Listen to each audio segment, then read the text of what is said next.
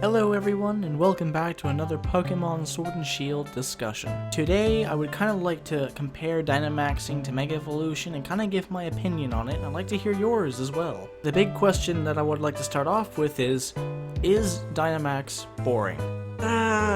No. But personally, I find it very underwhelming in comparison to the previous mechanics of the previous two generations.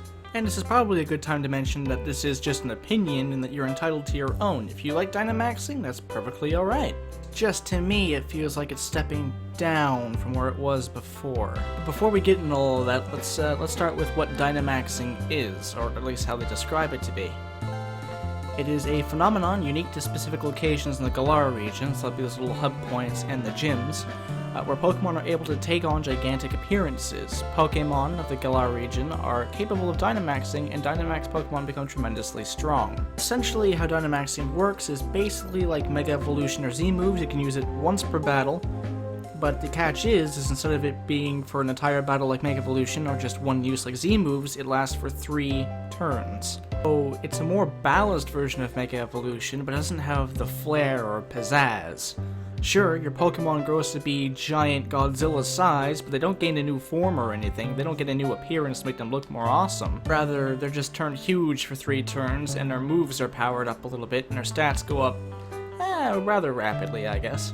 As you can see here, the Grookey goes from 41 max HP to 61 max HP when it uses Dynamax. So, yeah, it's a little bit of a stat increase. Again, it's nothing really impressive either. It goes up by 20 HP, and its attack is probably going to get raised a little bit on top of the moves being powered up. And here you can see even the Dynamax band is really bland in comparison to the Mega Ring or the Z Crystal bracelet. It looks like they're trying to modernize the style a little bit. Maybe this is what Magnolia has designed in her last couple of years of research, but it really has no personality. It looks like a smartwatch of some kind. Let's look at these quote-unquote max moves quickly. So it looks like any kind of normal attacking move turns into Max Strike, and any kind of non-offensive move turns into Max Guard, and then Razor Leaf turns into Max Overgrowth for some reason. I don't know what that would mean. So is this saying that normal type moves will turn into Max Strike, grass type attacking moves become Max Overgrowth, and any kind of defensive move or any kind of like offensive defensive move like Taunt would become Max Guard? It says here, the normal type max move called Max Strike has the additional effect of lowering the speed stats of opponents it hits. The normal type max move, so definitely yeah, so any kind of normal type attack would become Max Strike. I'm not really a fan of this so far. I was definitely a bigger fan of Mega Evolution and Z moves, and I didn't really ever use Z moves. But unlike Megas and Z moves, it seems more like you're going to be forced to use this because it doesn't seem gyms will be possible unless you Dynamax. Because the gym leaders are also going to be Dynamaxing their Pokemon, and from what I've seen in the E3 demo, you're not beating that Dreadnought. You're just not. The thing's going to be way too bulky. One thing I do like about Dynamaxing, though, are these Dynamax Pokemon in the raid battles. I have waited a really long time to see a boss bar in a Pokemon game. It just feels natural to me. And now that they're here, I'm stoked for that. And if you don't have any friends, and you can't get to anyone online, don't worry, they can match you up with NPCs apparently, which is nice. The raid Pokemon is also capable of taking multiple turns, which means you have to be very cautious about what you do in these kinds of battles, and it gains a shield over its health at a certain percentage, and you have to hit it with X amount of attacks for every segment on that shield to make it go away. So far, this is the only pro to Dynamaxing I have so far. This is amazing to me. But as a whole, it kind of feels like Dynamax was just kind of shoved in here because they needed to make an arbitrary new mechanic for the new generation instead of improving the old ones. There was never really an issue with the balancing of Megas. You could just give them the same treatment as Dynamaxing and just limit the amount of turns they had to be a Mega, instead of just growing the sprite or model of one Pokemon and making them red. Unfortunately, Dynamax almost has a plastic-like cheapness to it.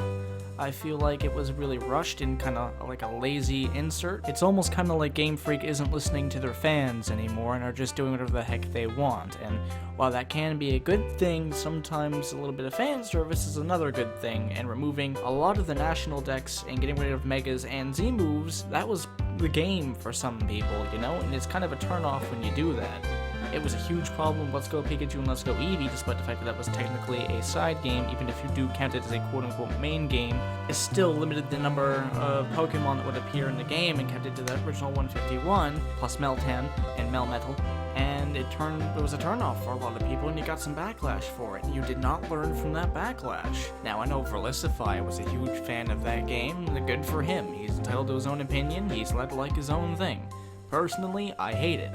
I didn't like how the model style regressed back to the X and Y days of Pokemon. I didn't like being restricted to 151 Pokemon only, 153 technically. I didn't like being in Kanto again. I started my Pokemon adventure with Pokemon Yellow, and I played the games in order, and I don't like backtracking in my Pokemon adventure. It doesn't feel like I'm progressing, it feels like I'm regressing. And I'm starting to feel the regression with Pokemon Sword and Shield as well, where they're introducing Dynamax, but it's a step down in both design and design logic from Mega Evolution and Z-moves. Eventually, they are going to have to add all the previous Pokemon from all the previous generations, or they're going to hurt the fan base. And in future games, you can't just be stuck with the same sets of Pokemon, or we're just gonna not play them anymore because we've been there and done that. And Dynamax doesn't really do anything new. It does exactly what Z-moves were and what Mega Evolution did. Combine them together, but instead of doing anything really cool, they just made your Pokemon glow and grow. And I personally find that to be very underwhelming in comparison. Does this mean Dynamax itself is going to be terrible? No, my opinion will probably change if I ever get to play it hands-on. Is Dynamax the make or break for me on whether or not I'm going to get this game? No, it has plenty of other pros to go with those cons. Am I still upset that they're not bringing back Mega Evolution and Z-moves? Z-moves not really Mega Evolution, yeah, a little. I like to see some of these Galar Pokemon get a little bit upgraded, and some Johto Pokemon as well, but we're not going to get that, I'm afraid. It stopped with Hoenn and Kanto. Well.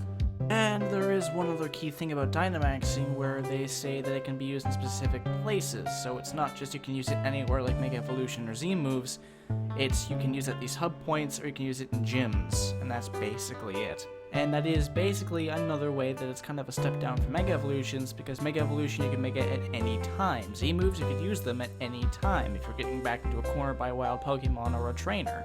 Dynamaxing you could only really use in two very specific situations, if you're in a gym battle or if you're in a max raid battle, and that's it, I guess. That is to say that is how I've interpreted it, at the very least. If that is not the case, then their wording needs some serious improvement. They should fire their PR guy, probably. Make some more money for more mechanics and less lazy staff. Anyway guys, why don't you let me know your opinions about Dynamaxing down below in the comments. Be sure to hit this video with a like if you enjoyed my content, dislike it if you didn't, because then I at least know you listened. And be sure to subscribe and hit that bell if you want to see more of my content thrice a week. And I will see you in the next video. Till then, stay beautiful.